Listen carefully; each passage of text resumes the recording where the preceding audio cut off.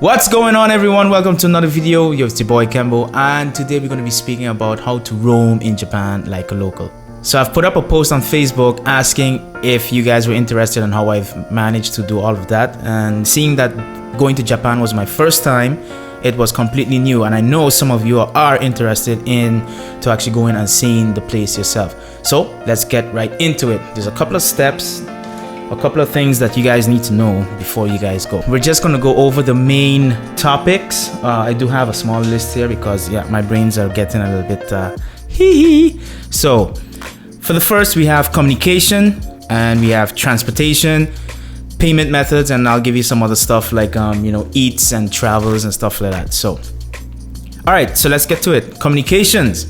Well, that was pretty straightforward for me, at least, because we've used a pocket Wi-Fi, which was from Japan Wireless, that basically gave us a group. It was a group of 4 of us that was together traveling the country, and the wireless was just spectacular. It worked in Osaka, it worked in Kyoto, it worked in Tokyo, it worked in a lot of different places where we was roaming, bouncing around without any issues, and it was one steady fee and unlimited data, so that was a plus thing.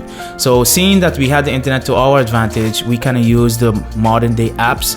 Okay, so modern day apps would be, top ones would be Google Translate, and you do have Microsoft Bing that's out there, but I've personally used Google Translate, and that actually helped us a lot, which gave us I want to say 80% of what the Japanese language would have been. I don't want to call it characters, but the language itself, the way how it's actually drawn or written on like posters and magazines and even medicine bottles. It actually helped me out, because if you guys remember, the ones who follow me on the vlog, link in the description or somewhere up here, they will show a smart card that we was on our way to Osaka to get the bullet train, and I was sick. So I actually went to a pharmacy at Osaka, bought a little bottle of something, and it was all in Japanese. I didn't know what it was for. The lady,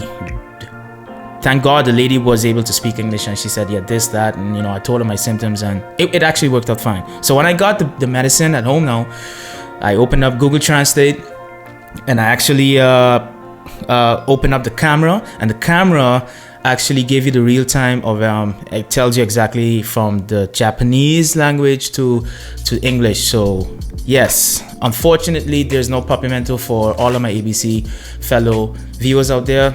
Sorry, no ting papimento pa Google Translate, te kumisa.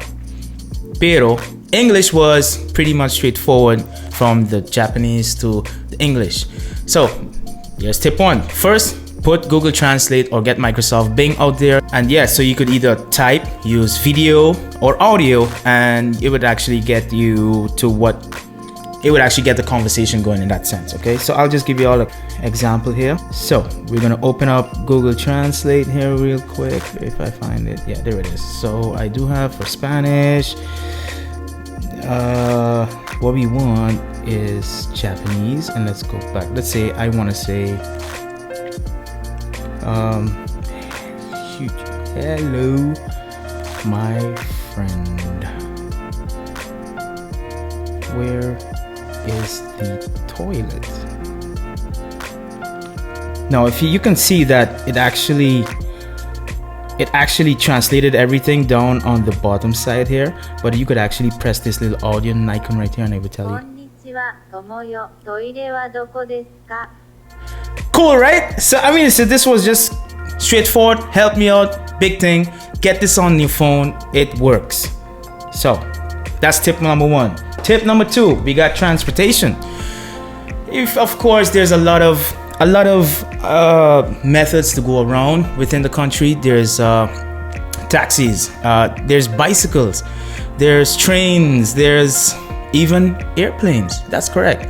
So what we did basically was, between cities we used a bullet train, and that the tickets came out looking like this. Hopefully you guys can see that. Yeah, they're pretty pricey. I do believe this is about $285, but this was for 2 persons, and it was for from the Tokyo station all the way to Osaka. But that's the most expensive one. They even have local airlines like Peach Airlines that would fly you from between the cities as well, or should I say prefectures. So Osaka, Tokyo, what's these guys further down in the south? I forgot. Anywho, you'll get the point. But let's say now you're in city and you want to walk around and see the place, but you want to go as the most economic as possible. I don't want to say cheap, economic, okay? So what we did is we got a Suica card, and I suggest everyone get one of these. It's a Suica card. This is basically like it's more like a prepaid card in the sense that we use for the metro rail stations. Now, this card has helped us a lot, and I mean to say we've been traveling quite often ever since we've been in Japan, and back and forth I've only placed about I do believe it's like $50 maybe. I want to say it was about $50. Don't hold me against it, but I was, for my whole trip that I was there, and I was back and forth at least 2-3 times per day, and this thing still has money on top of it. I need to go back and see how much I have. Oh, and by the way, they are refundable, so stupid me, I didn't went back to get my money. And you get your money back. You could imagine that, you get your money back. I love you, Japan. Jeez.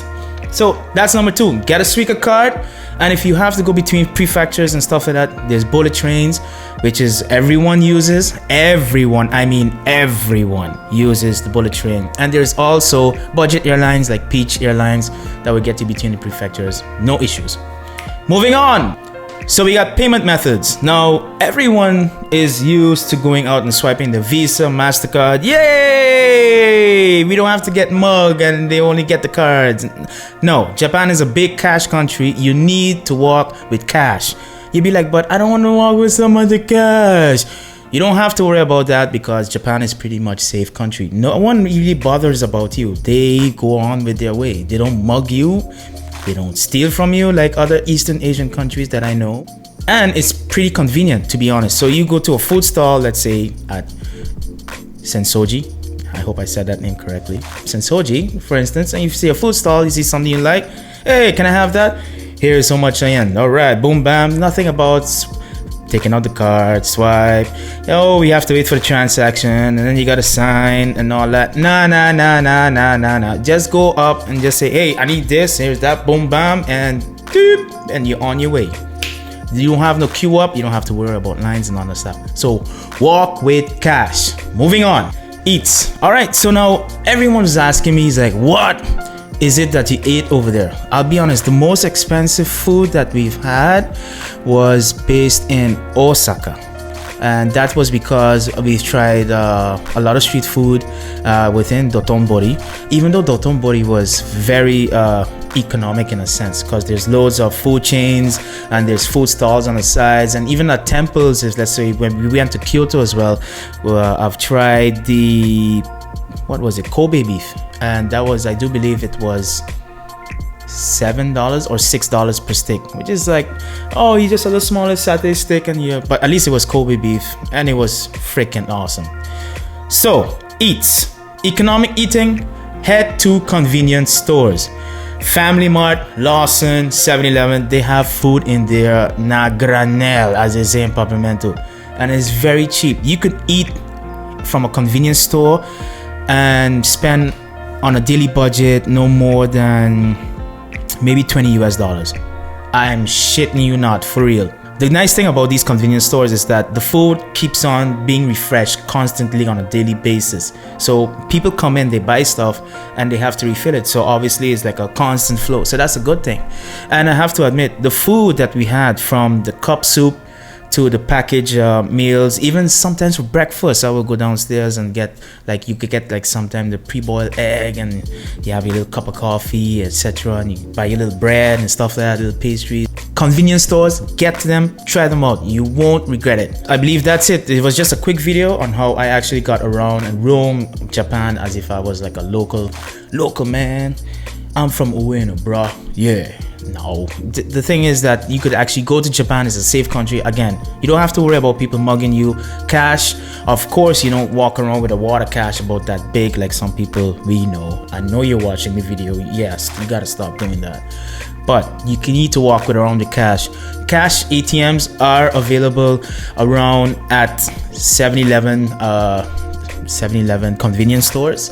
They do have their ATM machines. I have not tried Lawson or Family Mart to see if they had convenience stores in the back, but you do have options to take out cash as you go. I highly suggest walk with cash. Leave your Visa, Maestro, MasterCard as second option. And that's it. I mean to say, there's not much that I can actually offer, but if you do have a question, leave it in the comment section down below and I'll get back to you as soon as I possibly can. Like and share this video with your buddies and friends, families. Help out the bro. Help out the bro with some views. Help out the bro. Nah, I'm just playing. But I really would appreciate it though. And yeah, and I will see you guys in the next video. All right. Peace.